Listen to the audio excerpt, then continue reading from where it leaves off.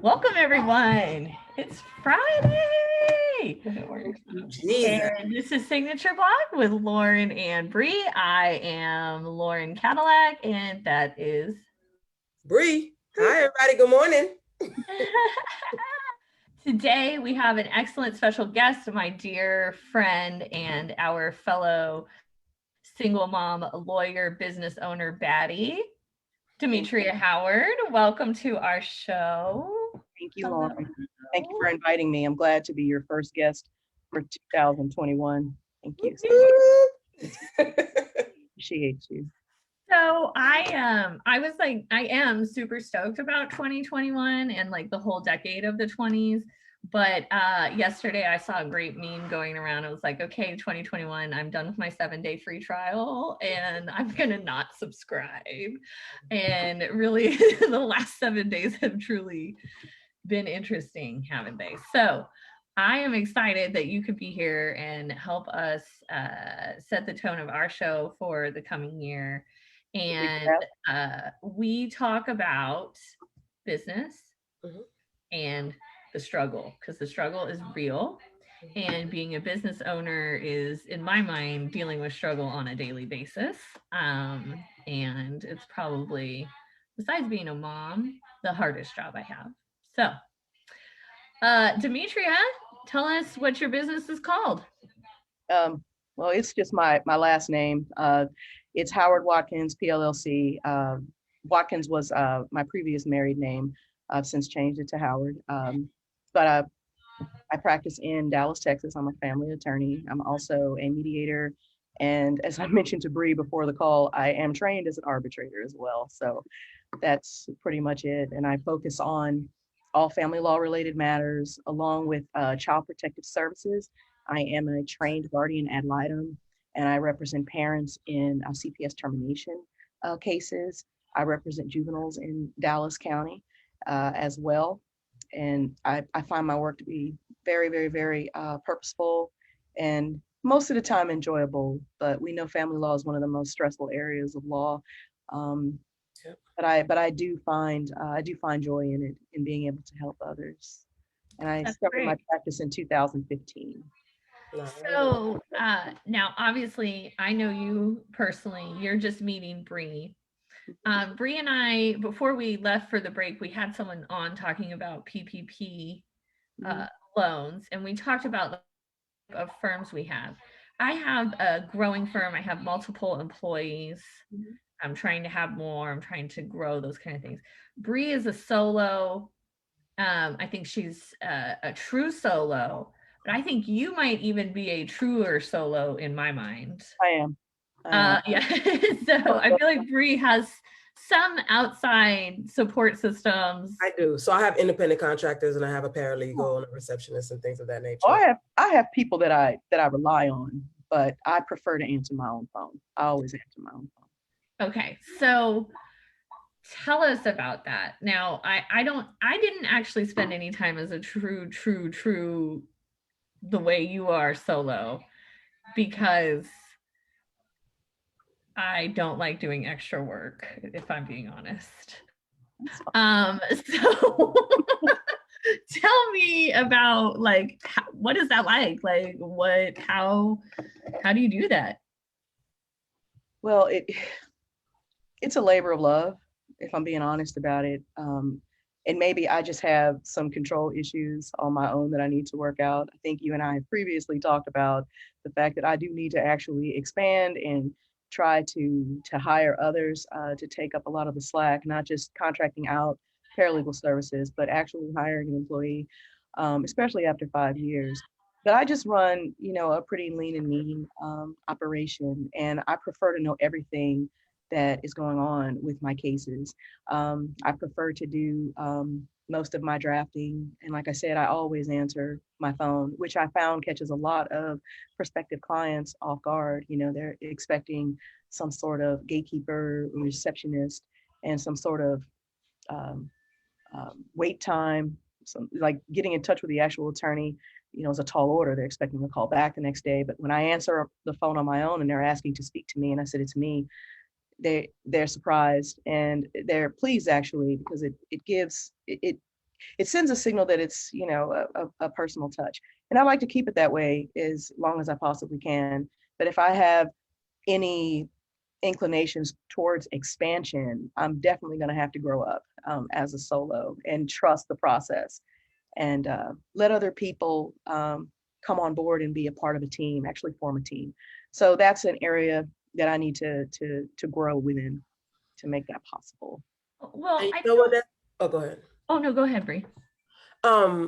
So I started my firm in 2016, Demetria, and I actually was a true solo, probably up until a year or two ago when I was like, yeah, no. I just couldn't get away. I feel like I felt for my business, I didn't want to grow to the point of where I have like employees and I have to keep I have to keep a building, right?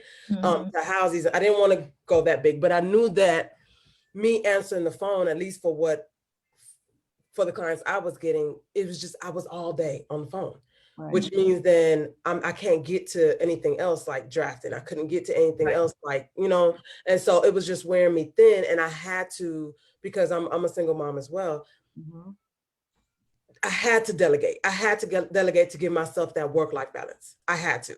And I didn't, and I'm finding that, because I say a year or two ago, but actually so when the Rona came, I let go of my receptionist and I handled the phones for about 6-7 months. And then I was like, yeah, no, I'm done. And I went back to my receptionist. But saying all that to say, like I realized that there was no difference for me. Whether I answered the phone or whether a receptionist answered the phone. The only difference was that they kept me on the phone longer. Just real quick, let me just ask you this question real quick, because I have you, and I couldn't. So that was my, that's the reason why I have now implemented a little team, you know, in place. But I do, and I get what you're saying about that they like to talk to the attorney at some point. So I will get on the phone. I just won't be the first person you talk to. I might be. Oh, it's perfectly fine. I mean, like I said, that's an area that I need to explore. I definitely need to grow in my ability to trust others to handle things on my behalf. It seems to just fit for right now, but I'm exhausted. I'm not going to lie. Right. And it's hilarious that it's taken 5 years and a pandemic for me to finally own up to the fact that I need to implement some change. No, I think if you that's will be true.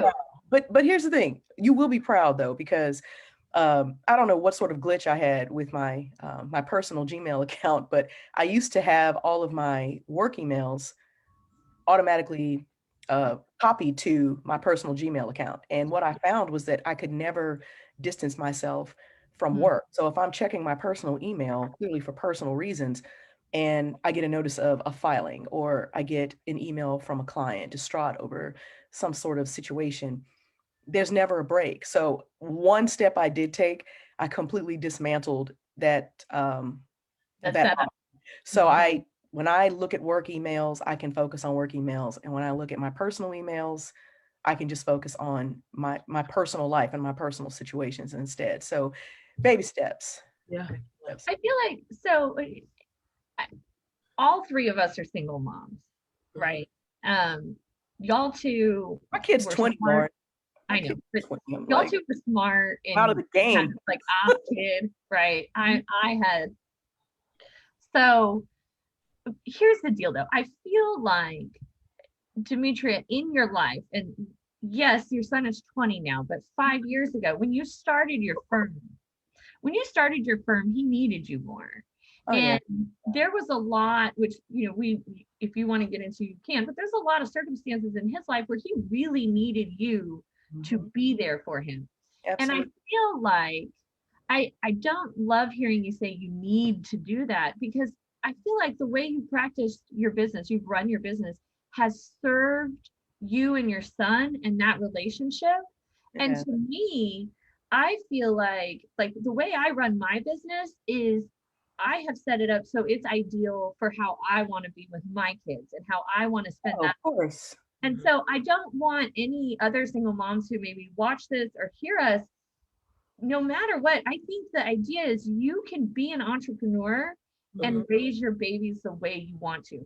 Each Mhm. one of us has done it differently. Sure. I Each mean, one of us can say we did not sacrifice. Our children have not had a sacrifice. They have not without. had the want of their mother's love and attention. No, they haven't. And to your point, I should probably make it clear that one of the reasons why I've been so adamant about having my own practice is because I need to be in control of my time.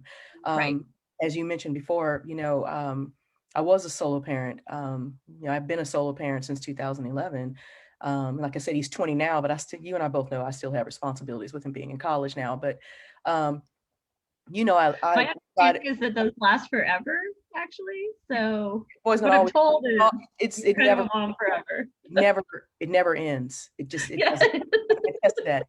But to your point, I needed to be in control of my time, and it's definitely no disrespect at all to attorneys that work in firms and are obligated, as an employee. But given the fact that, like I said, I lived in a multi-generational household with my parents, my son, and myself. My parents being older, and needing to get to doctor's appointments and different things like that. And I'm an only child.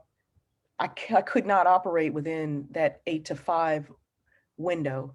I couldn't operate in a circumstance where I needed to make requests for PTO, personal time off, and Right. schedule visits. I could not have a finite amount of time assigned to me from which to do personal things. So Right. I needed the freedom to make money and move about as I needed to for the people who needed me. Right. Of course, it was my son, but it was also, my parents.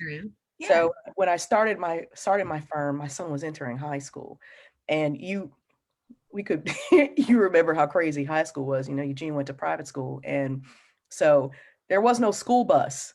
Okay. Right. So swim practice is at 6:30 in the morning. I remember that. In the water, you remember. I remember I said, why would you do that? Why would you let your kid sign up for that? He needed to be in the water at 6:30 in the morning. It's just part of that's just the way it was. I mean, I don't love my kids that much. I know you told me that. You were like, I do not. You can take note. I do not love my children that much. Okay. You love Eugene way too much. And I said, but my purpose as his mother was simply to create circumstances where he could be successful, and just make sure that he had access to platforms for his success, and that necessitated an incredible amount of sacrifice. So, and it was an honor to be able to provide those opportunities for him.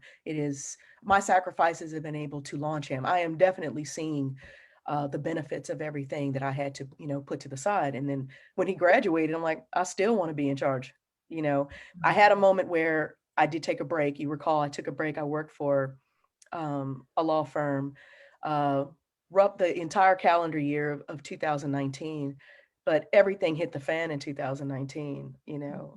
My stepmother passed away in February. My son graduated in May of 2019. My stepfather became extremely ill for about 3 to 4 months.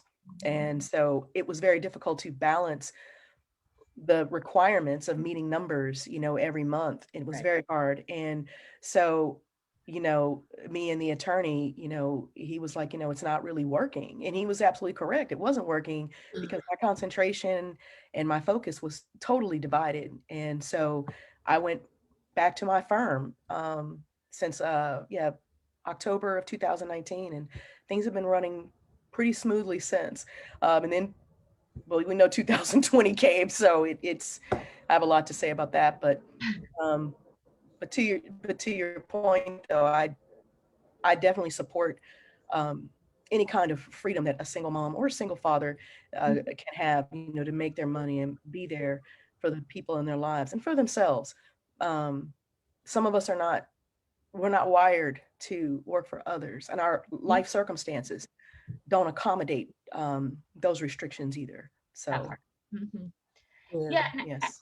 I feel like the three of us are a great example of how we all decided that we wanted to be lawyers. Fine. We all went to law school. We all did that at the same time, really. But then we came out and we decided, okay, you know what? I want to be a mom.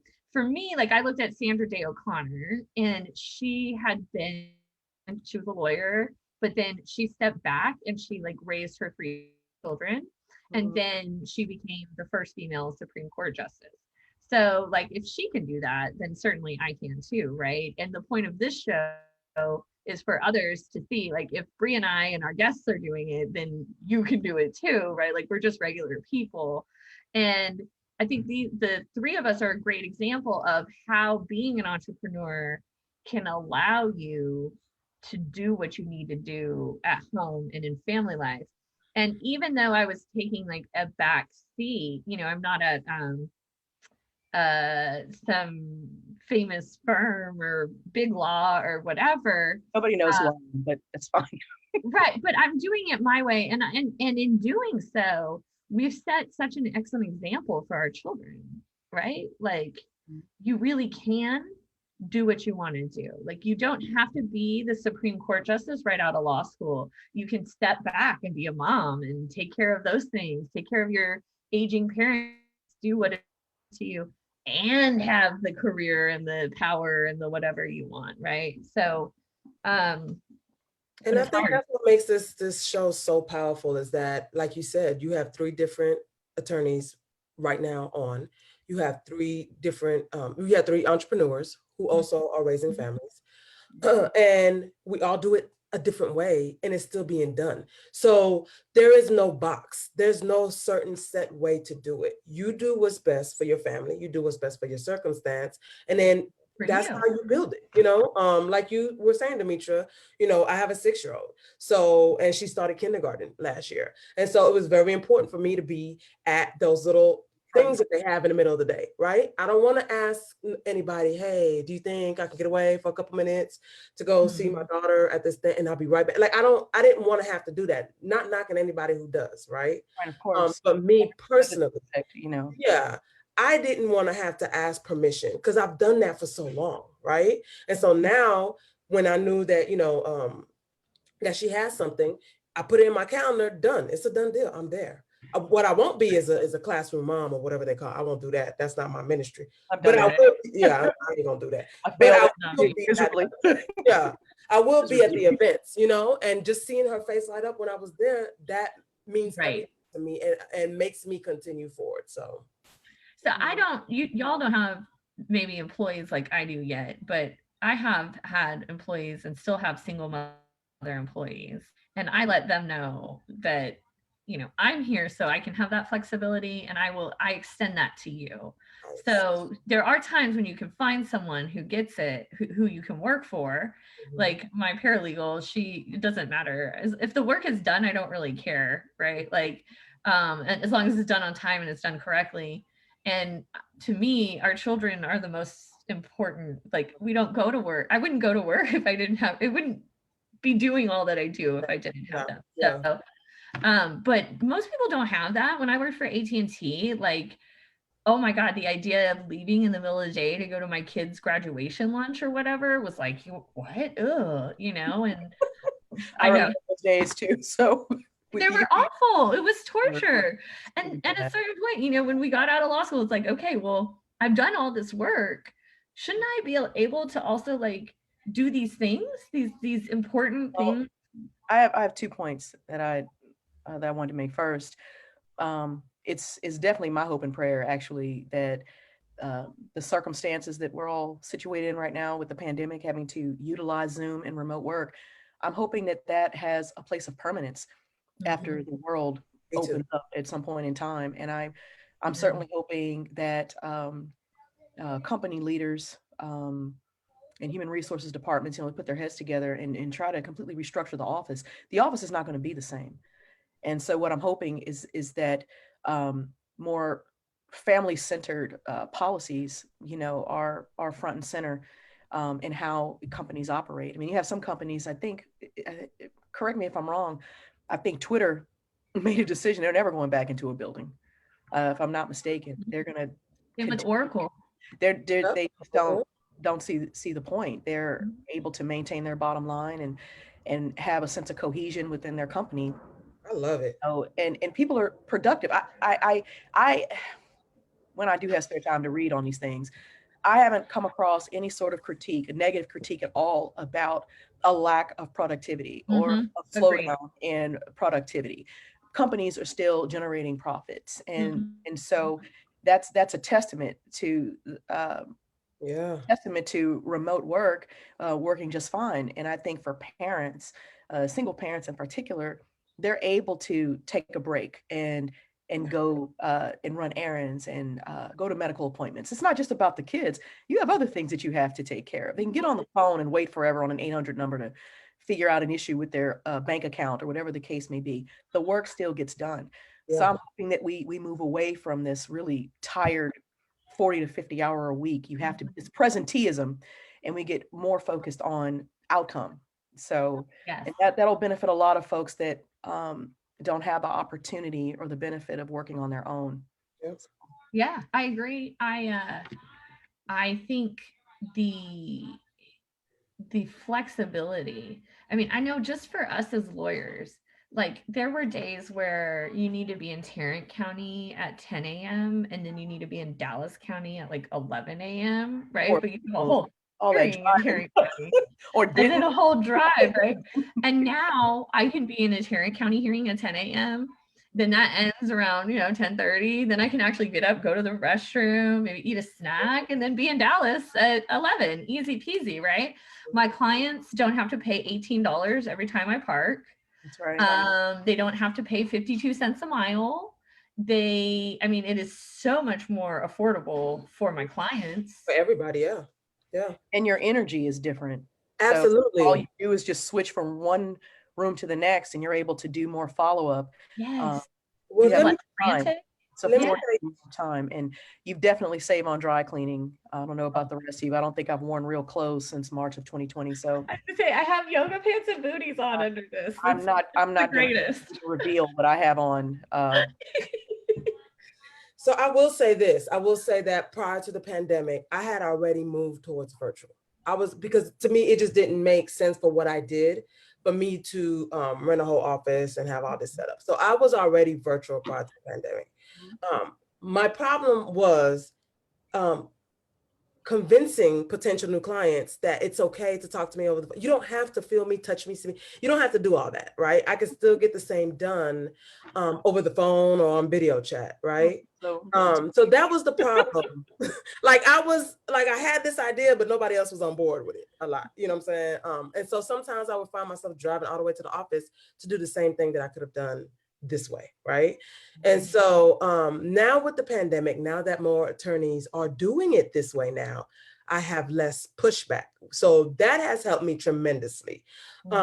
And we can get away from, but I have to sit across the desk from my attorney. No, you don't. Just you don't have to breathe on email that paper and stop it, please. Thank you. I had some clients, they're like, so, I'll come to your office and, we'll do the hearing from your conference. I'm like, no, go to your living room. Zoom even now, like I like face to face, sir. It's a whole Rona out here. You're not face to face with me. Well, I mean, for their protection as well. It's like, I know the issues are important, but your life is more important to me too. So no risk. It's perfect. Y'all, I work with elderly. I'm doing a state probate, and they're like, "Hey, can we meet with you?" And I'm like, "No, I have children. You don't know where we've been. You don't know where we've been. You don't know who we breathed on. No, it's not. It's definitely not worth it. It's not. So I want everyone to come out of this on the right side of things. So, Oh, look, see, we got the momming going on right now. Look, I'm putting on a Belle princess dress because apparently right now it's dress up time. Okay. All right. Hi, baby. Say hi. Oh, that's wonderful. Sorry. That's all right. I feel like I got one too. I feel like just to be clear, my son is not going to make an appearance. It's okay. He's a 20-year-old man. I hope he is not coming in like looking over your shoulder. What's going? You see my stepdad? You see him in the background? Is that him? Oh, that's stepdad. Told you. Facebook Live. I told you. That is hell. You sure you called that? You called that. She called that. They can see you, right? Hi, sir. Okay, see you later. Bye. Bye. Okay, I'll see you later. That's hilarious. But this has definitely been our first episode with this many visitors, that's for sure. Yeah, well, he's Eugene's gonna be going back to school in January because he did his fall semester remote. He had to do the rest of the spring of 2020 semester remote. So he's been home since March. Ugh, So it's, that's killer. that's gotta be hard for a 20. Yes, the Year-old whole man. college experience has sort of been interrupted, Yeah. so but he'll go back in a couple of weeks. Okay. So I'm completely thrilled to see some sort of normalcy return for him. That is nice. so- Yeah, that's And great.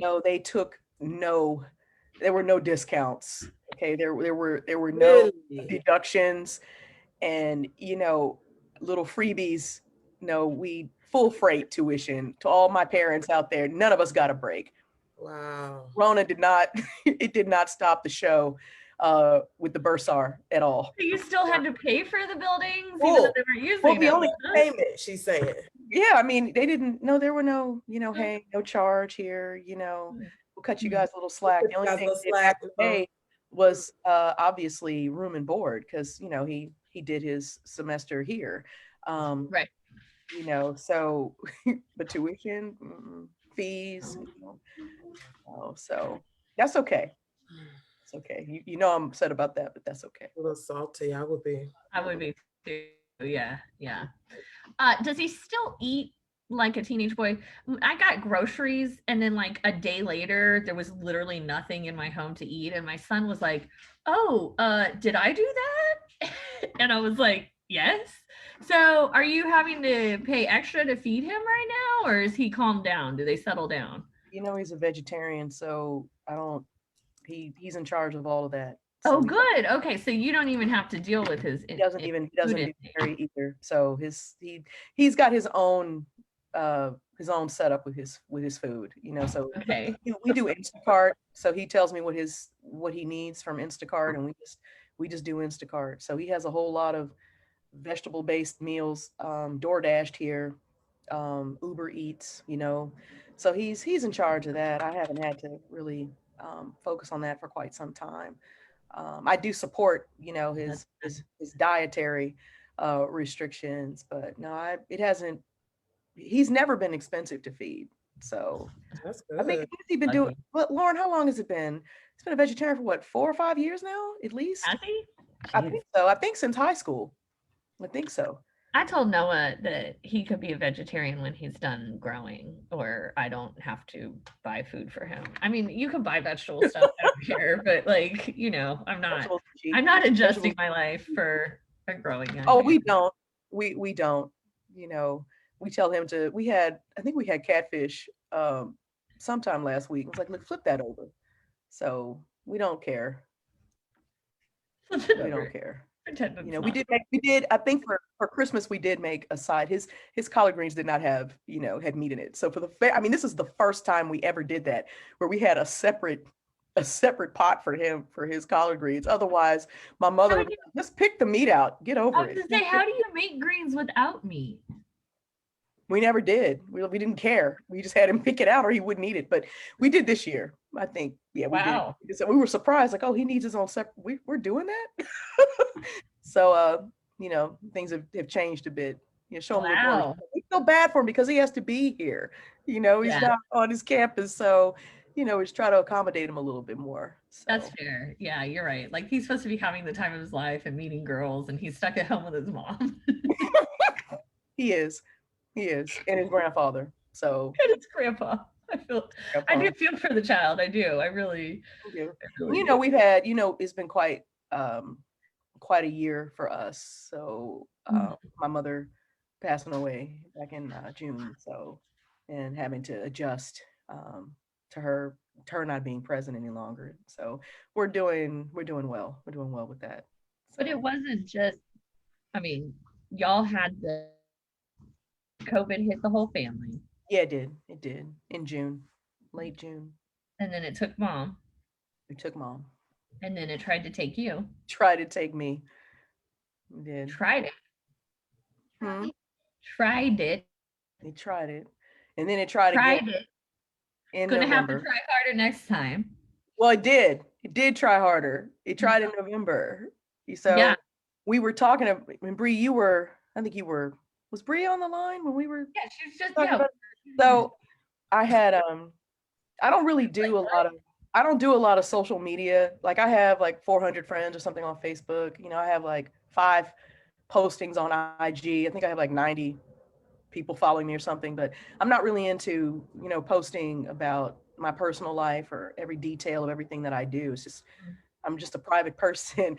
And clearly that has changed. I am on Facebook Live during this show. So I'm thankful to you, Lauren, for trying to pull me out from under my rock and try to get me to do new things and use my voice more, other than in court with my clients. But I didn't post this. I posted about my mother's, her death. I posted about COVID, but I did not inform anyone on Facebook about the pulmonary embolism that I had in November that followed my bout with COVID. And I think it's important to bring this up because you have a lot of folks out there that have survived COVID and are going on about their business, resuming normalcy, you know, with their health. But you know, there's some side effects and some emergencies that can arise that the doctors and all the nerds, the researchers, that they're just now understanding.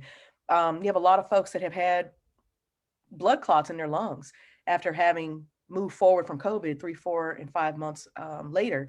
And that happened to me. And the first indication that I had was shortness of breath. And, you know, Lauren, I had you in stitches. We were laughing about how I went about 4 or 5 days with shortness of breath. I said, oh, maybe my iron's low, or maybe I have asthma. And even went and got my hair done and everything, and then made the decision to go to the ER. I said, you know, something's not right. Hold on, don't forget, worked out on the Peloton. Oh yeah, I got worked out on the Peloton. I bought a Peloton bike. It was like, oh, maybe I should go see a doctor. Yeah, that's the other thing. I did buy a Peloton bike. You know, people are looking at Peloton bikes like status symbols and virtue signaling or whatever. So I haven't posted about having a Peloton bike, but I do have a Peloton bike, and I did my I think I did a 45-minute hip hop ride or something while I had shortness of breath. And I said, okay, it's not getting any better. Let me pack a bag. You know, let me go just in case they want to keep me. And I had my stepfather drive me over to the hospital, and they were like, ma'am, you have blood clots in both lungs, and we don't know how you're alive. And so I was in the hospital for about a week, and I got out the Saturday before Thanksgiving. And so I have a whole battery of medicines that I take blood thinners for a while. And they're concerned about my iron. So I get these injections and different things. I had anemia.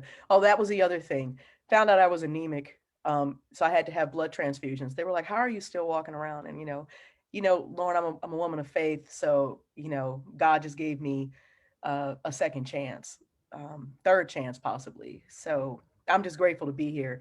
And I want to apologize to you for not telling you I was in the hospital. So I think you were a little. Oh yeah, she calls me after. I'm like, I text her like, hey, are you okay? Because we were doing daily check-in, you know, because it's been a hard summer for you, right? And, Yeah. and I was so proud.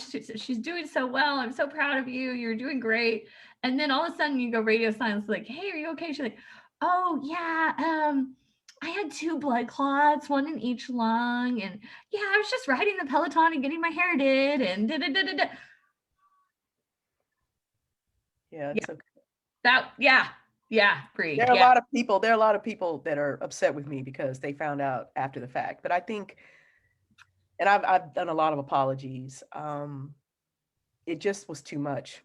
You know, it was just it just was. So I laid in the hospital for, like I said, 4 or 5 days and just thought about things, you know, stared at the ceiling and just really came to grips with some things, made some decisions. You know, we're talking about our firms, you know, thinking about how I want to grow my firm and thinking about some hobbies and some other interests that I may have that I'll, you know, try to launch later in the year. Put things in perspective. And I know it's crazy to say this, but I'm kind of grateful for that situation. I'm grateful for that having had happened, because you should not take your life for granted. At all, especially this year. Well, last year.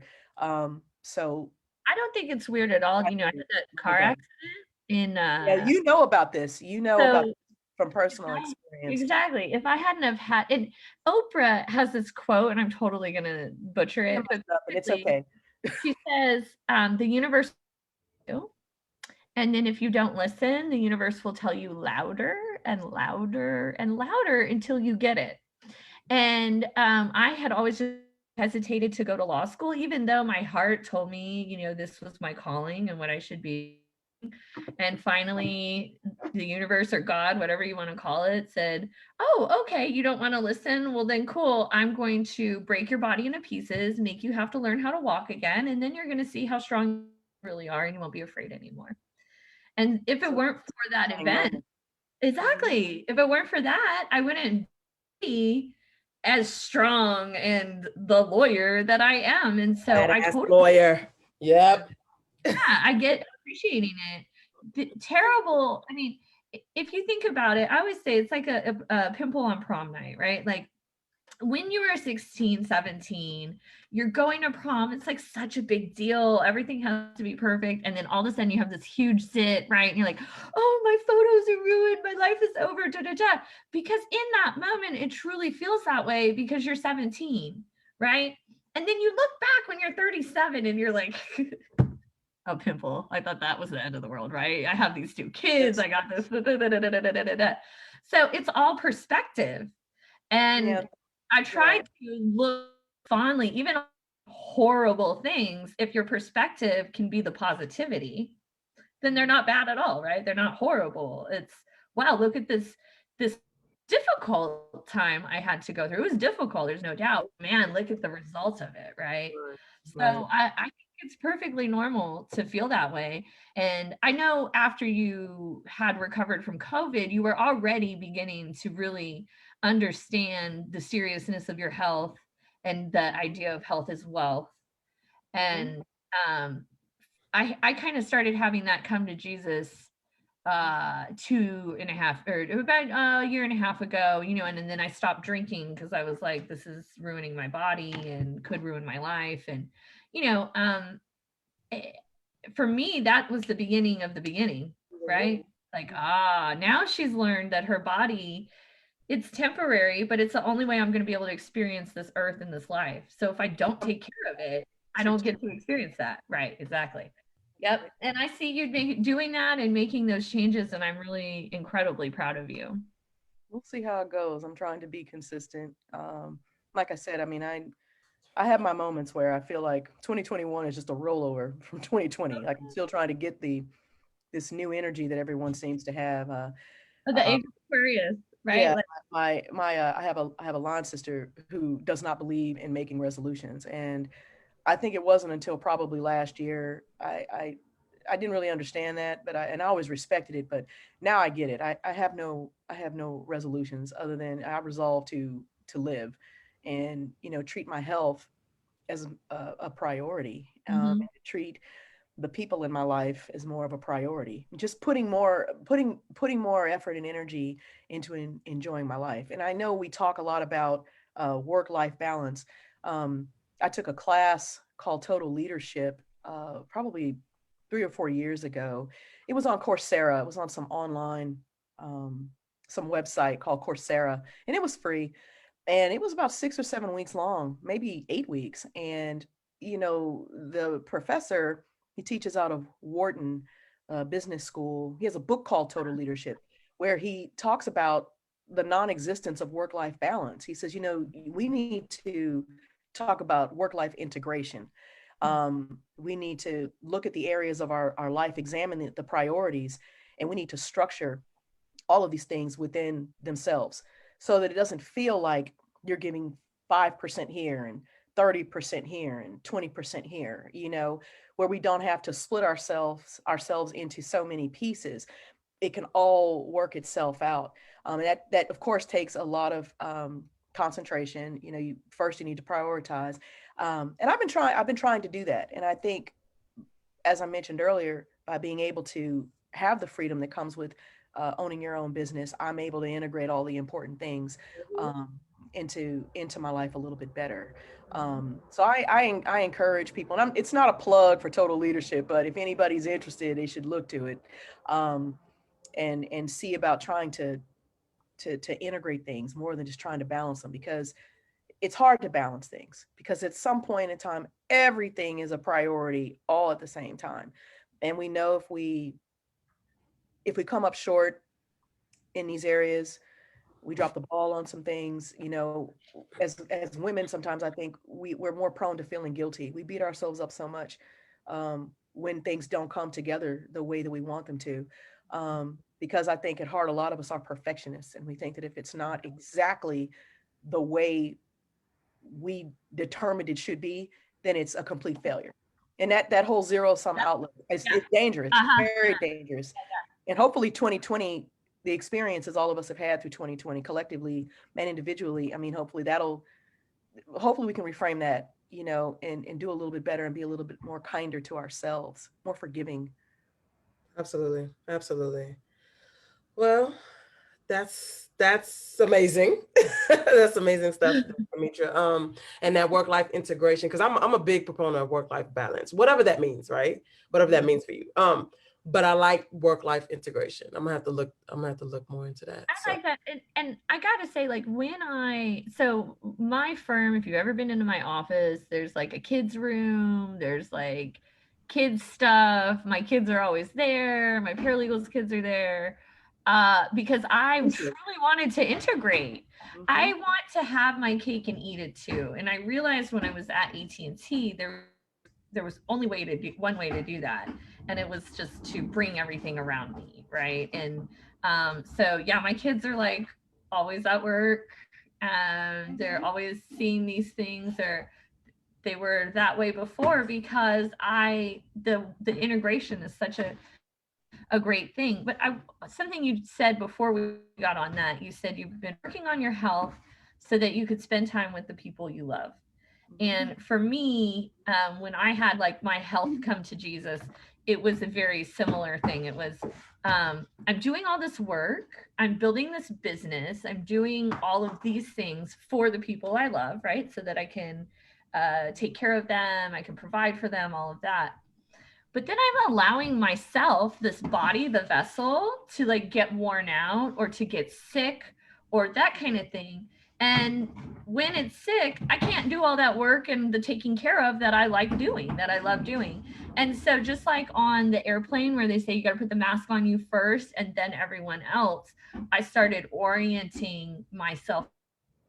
And so, you know, I have a workout every day. I have this every day. I make sure I eat quality foods and I do good things because I want to be around for my, and I want to see grandchildren. What happens? And I want to see great grandchildren and, you know, stuff like that. Like I would like to live into my hundreds, you know. I want to be the old lady that's sitting at the end of the table at Thanksgiving and Christmas. I get away with, I can say anything I want. Like I'm looking forward to Yes, I can't wait to like accidentally trip people with my cane. Nobody gets, if they're angry, get over it. You know, exactly. I want to be that old person, that matriarch. Yes. So. And if you don't put your health first, if you don't take care of the vehicle that's carrying you, you're not going to be able to drive to the end of the table, right? You're never going to make that trip. So that's not only physically, but that's mentally, emotionally. I mean, all the way around. Amen. It all has to come together. Integration. Yeah. So, well, ladies, this has been an awesome talk. We've had some people come in. Warren said, great combo. Thanks for joining us. It has been awesome. I love being around other strong, amazing single moms such as both of you, which is why we're all friends. Next week, we are going to have another wonderful gal. Her name is Lexi, and she owns a place called Our Birthing Home. She's a doula and a chiropractor and helps moms like have babies and stuff. So that's really cool. I know I say that like I didn't have a baby, but I did not have a baby that way, so I don't actually know about that stuff. If the baby didn't come out of your ear, it's okay. That's everything. It's natural birth, unless the baby didn't come out of your ear. Right? If a baby could come out of my ear, I would be really concerned about the size of my ear. It's all good. All right. Well, thanks everyone for joining us, and Thank you for having me. Thank you, Demetria, and we will talk to everyone next week. Next week. Bye, y'all. Here, be safe.